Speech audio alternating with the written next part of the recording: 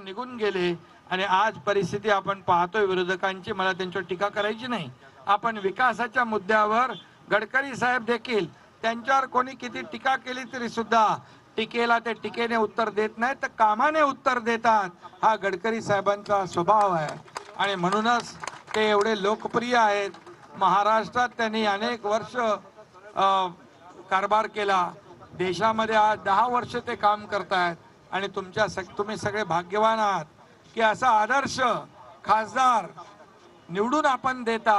हे तुमचं भाग्य आहे आणि म्हणून आपल्या सगळ्यांनाच या विकासामध्ये गडकरी साहेबांचा हात मिळतो, साथ मिळते आणि म्हणून मी गडकरी साहेबांना महाराष्ट्राच्या वतीने आपल्या सगळ्यांच्या वतीने मनापासून शुभेच्छा देतो. आपण आतापर्यंतचे सगळे रेकॉर्ड पार करून ही लढाई विक्रमी मताधिक्याने जिंकाल. 19 तारखेला आहे ना आपलं, 19 तारखेला मी फॉर्म भरायला पण होतो आणि आता तुमच्या सोबत पण आहे आणि म्हणून 19 तारखेला आपल्या महायुतीचे उमेदवार आदरणीय गडकरी साहेबांचं कमळावर बटन दाबून या ठिकाणी त्यांना विजयी करायचं आहे. एवढी विनंती आपल्याला मी करायला आलेलो आहे. पुन्हा विनंती करण्याची खरं म्हणजे आपण ठरवलेलं आहे. आपण जसं देशात मोदी गॅरंटी म्हणतो तसं गडकरी साहेबांना तुम्ही जिंकून देण्याची गॅरंटी घेतलेली आहे. अशा प्रकारचा आपल्याला मी विश्वास आणि खात्री देतो.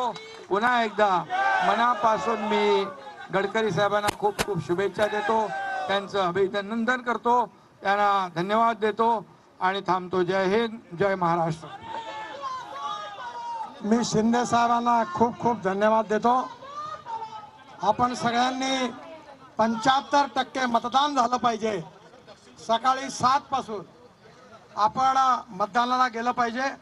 11 वाजेपर्यंत आपलं मतदान संपलं पाहिजे आणि आपण जर 75% मतदान केलं तर 5 लाखापेक्षा जास्त मताने मी निश्चितपणे निवडून येईल असा मला विश्वास आहे.